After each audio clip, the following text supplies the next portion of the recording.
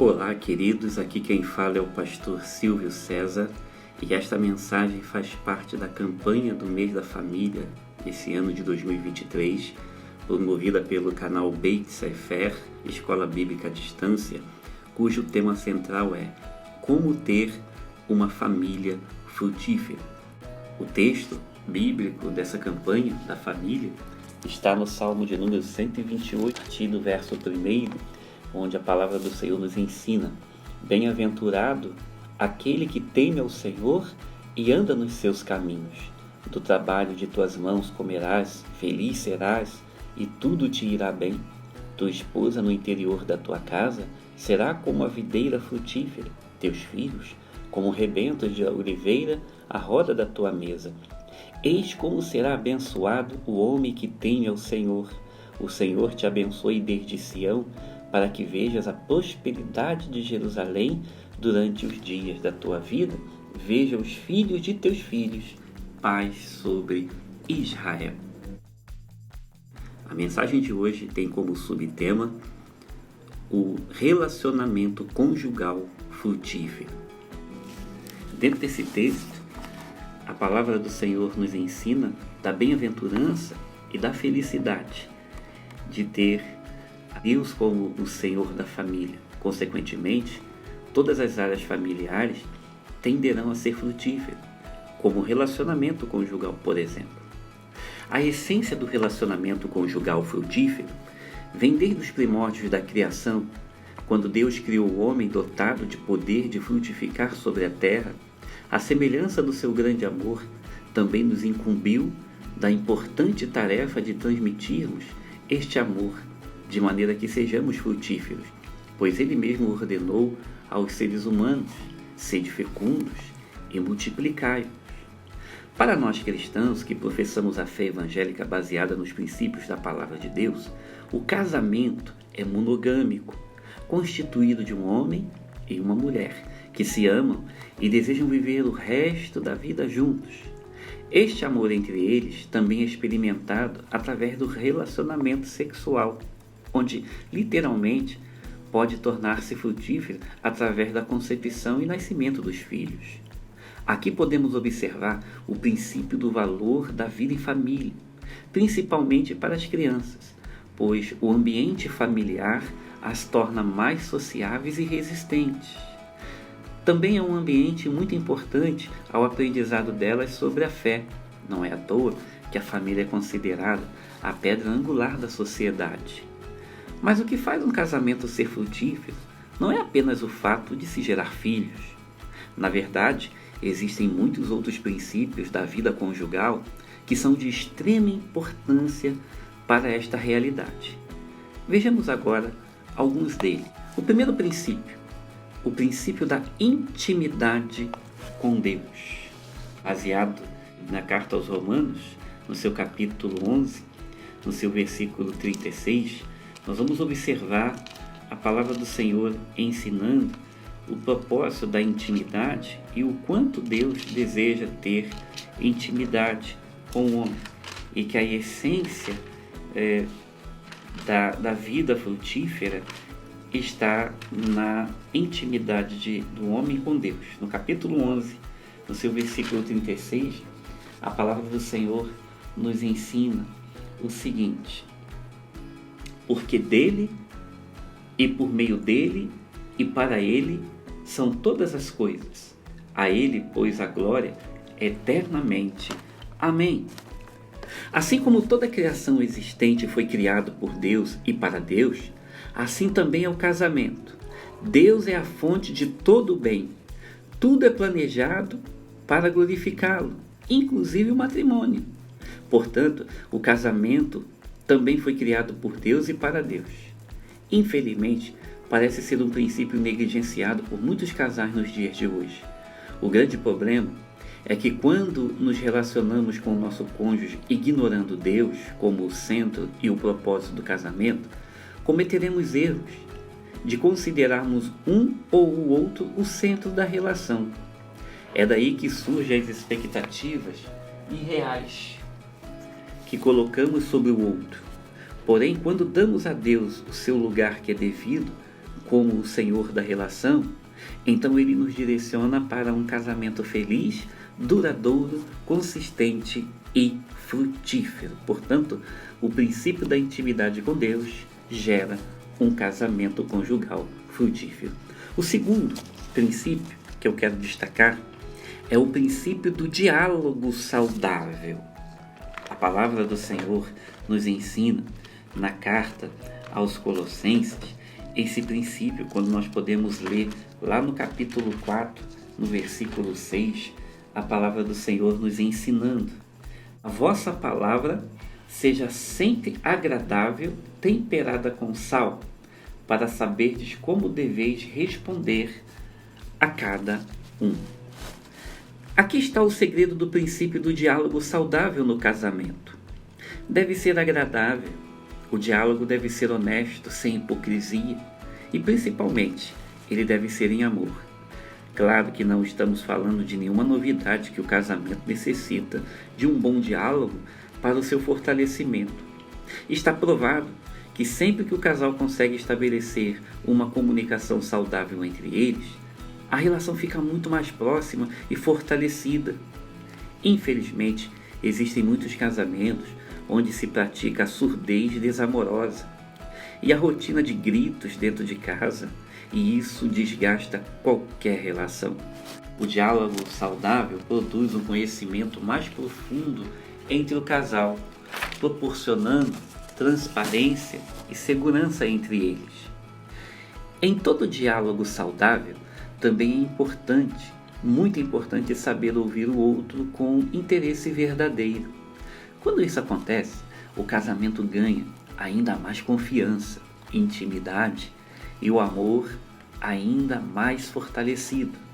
Portanto, o diálogo saudável é um dos princípios fundamentais para que um casamento seja frutífero.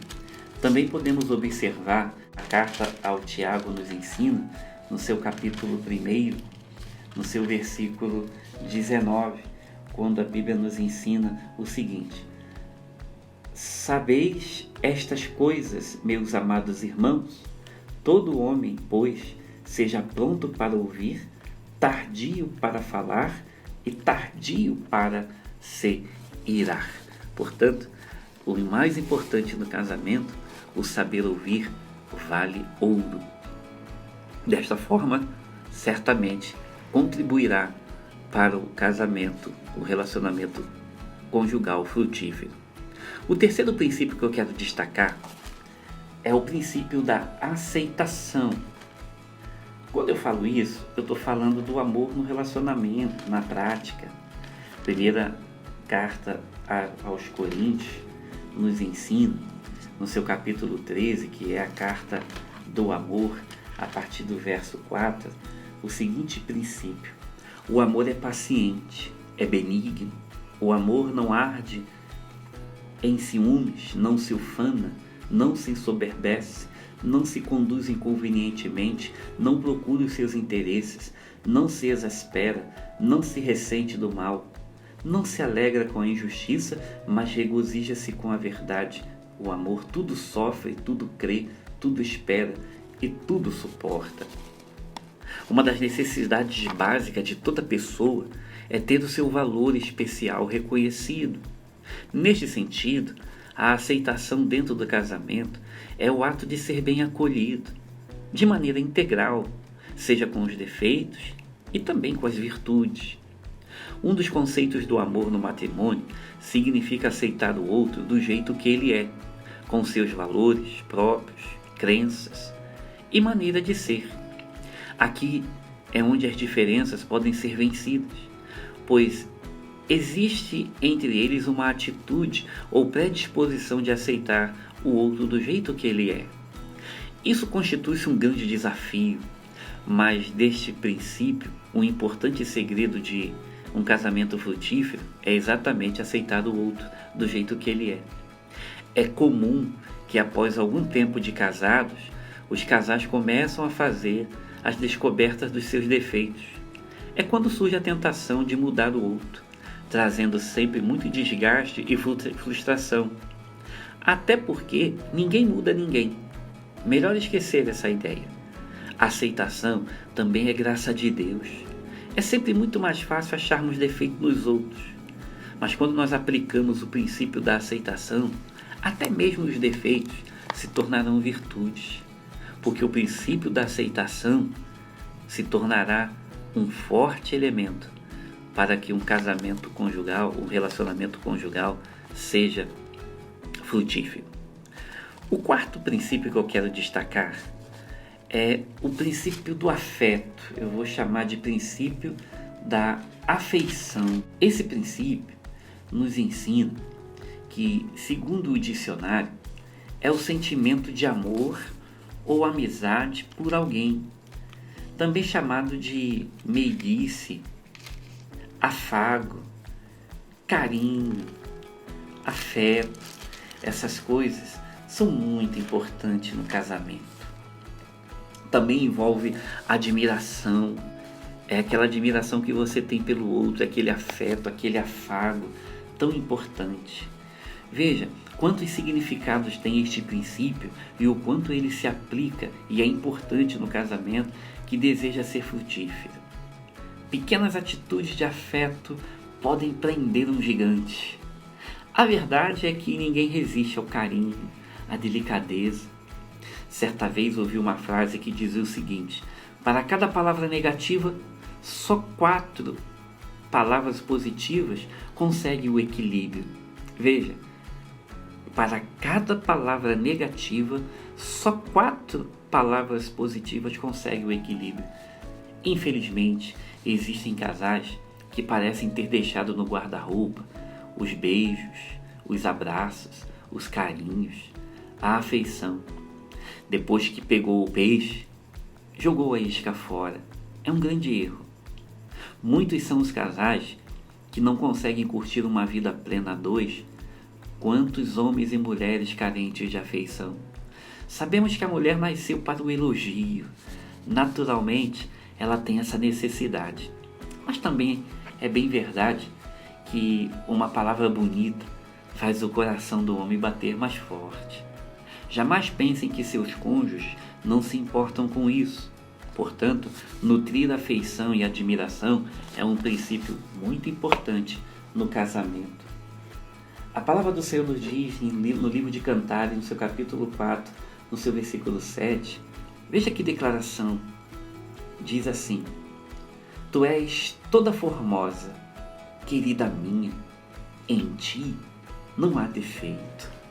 Veja que o sábio Salomão faz uma declaração tão linda para a sua amada. É uma declaração de carinho, de afeto, que até mesmo os defeitos dela foi esquecida. Porque onde existe afeição, com certeza os defeitos passam batido. O quinto princípio do casamento, que é muito importante, é o princípio do perdão. Não pela ordem, né? A ordem não quer dizer que é o mais ou menos importante princípio, todos eles são muito importantes. Mas este é muito especial, o princípio do perdão no casamento. A palavra do Senhor nos ensina, na carta aos Colossenses, no seu capítulo 3, no seu versículo 13, um grande conselho. Diz assim: suportai-vos uns aos outros, perdoai-vos mutuamente, caso alguém tenha motivo de queixa contra outro, assim como o Senhor vos perdoou, assim também perdoai vós uns aos outros. Veja que coisa importante. Todo relacionamento conjugal que deseja ser frutífero tem o perdão como um importante princípio que deve ser praticado continuamente. O perdão, antes de tudo, é um princípio bíblico amplamente ensinado nas Escrituras Sagradas. É verdade que, como casais, devemos estar prontos a perdoar sempre. O perdão indica uma predisposição de quem não quer guardar ressentimento. No casamento, é muito importante ser paciente um com o outro, a fim de não se deixar ser ofendido. Neste aspecto, temos o grande exemplo de Cristo, tanto na maneira de perdoar quanto no alcance do perdão. O perdão é a maior prova de amor no casamento, pois dá ao outro a oportunidade de ser uma pessoa melhor e em crescimento. O perdão libera tanto o ofensor quanto o ofendido. Ele sara, fortalece e amadurece o casamento. Sempre ouvi conselhos mais experientes que sempre que houver um desentendimento com o casal durante o dia, jamais devem dormir brigados um com o outro. Isso é uma forma prática do perdão diário no relacionamento conjugal, onde a reconciliação é obrigatória. Sem perdão no casamento, o futuro desta relação ficará seriamente comprometido. Eis aí, portanto, um importante princípio para um casamento conjugal frutífero. Pratiquem o perdão. O sexto princípio que quero compartilhar para que um casamento seja frutífero é o princípio da quebra de rotina. É isso mesmo, o princípio da quebra de rotina. Nós vemos no livro de Eclesiastes, no seu capítulo 3, por exemplo, diz que tudo tem o seu tempo determinado e há tempo para cada propósito debaixo do céu. Então observamos que tudo tem tempo, inclusive para quebrarmos a rotina. Uma das definições para a rotina diz que é o hábito de fazer algo sempre do mesmo modo, da mesma mecânica e rotina. É quando o casamento fica rotineiro, é quando as coisas ficam mecânicas. Sem dúvida, este é um caminho muito perigoso a ser utilizado pelos casais. Uma das piores coisas que pode acontecer no casamento é cair na rotina, pois certamente comprometerá a saúde do casamento, tornando-o infrutífero em todos os aspectos. É preciso tomar muito cuidado, principalmente depois que vêm os filhos. Parece que o tempo desaparece e fazer algo juntos torna-se um grande desafio. Todo casal necessita de atividades a dois. Às vezes, uma simples caminhada até a praça, ao parque, tomar um açaí, comer um cachorro-quente, fazer um passeio juntos, já resolve o problema da rotina no casamento. Procure atender aquilo em que o outro sente alegria e prazer. Todo casamento enfrentará o desafio da rotina, principalmente com o passar dos anos. Porém, se quisermos um relacionamento conjugal frutífero, é muito importante administrar bem, pois ela pode muitas vezes acabar com o relacionamento. Sétimo e último princípio, porém não menos importante, é o princípio do sexo no casamento. Como é importante o sexo no casamento? Cantares de Salomão, no seu capítulo 7, versículo 6, diz assim: quão formosa e quão aprazível és o amor em delícias. Veja que Salomão está exaltando aqui o amor prazeroso, a intimidade. E como fica a questão do sexo no casamento? Bem, na verdade, o sexo está atrelado a tudo isso, a todos esses 6 princípios que acabamos de ver anteriormente. Com cada um destes princípios acima, é claro que este é um assunto muito vasto, com muitas abordagens e considerações a fazer. Porém, o sexo é uma consequência natural de um relacionamento saudável. E engana-se quem pensa que a demonstração de amor é feita através da expressão sexual erótica. Ou seja, o sexo não começa na cama. Na realidade, o sexo deve ser o ápice de um relacionamento conjugal frutífero, de um matrimônio feliz. Alguns casais têm uma falsa ideia de que as diferenças se desfazem em cima da cama. Mas essa é uma ideia mentirosa. Sexo sem amor no casamento passa a ser quase que uma agressão. Uma boa relação sexual começa com pequenas atitudes amorosas no café da manhã, se estendendo com palavras de admiração durante o dia e culminando com a alegria e o prazer durante a noite. O sexo dentro de um relacionamento conjugal frutífero é uma consequência natural de um matrimônio saudável e não um objetivo fim. Na verdade, o sexo é a soma da harmonia entre o casal. Eu quero concluir essa mensagem da seguinte forma. Termino dizendo que muitos casais poderiam estar vivendo um casamento lindo e frutífero, se tão somente estivessem aplicando em sua vida e levando em consideração estes princípios: intimidade com Deus, diálogo saudável, aceitação, afeição, perdão, quebra de rotina e sexo com amor. Assim concluo essa mensagem desejando a bênção de Deus e um maravilhoso relacionamento conjugal frutífero na vida de todos os casais. Que Deus nos abençoe e nos ajude. Se você gostou dessa mensagem, compartilhe essa mensagem. Sinaliza aí no sininho, dê um sinal. Com certeza ela pode ser um instrumento de bênção na vida de tantos outros.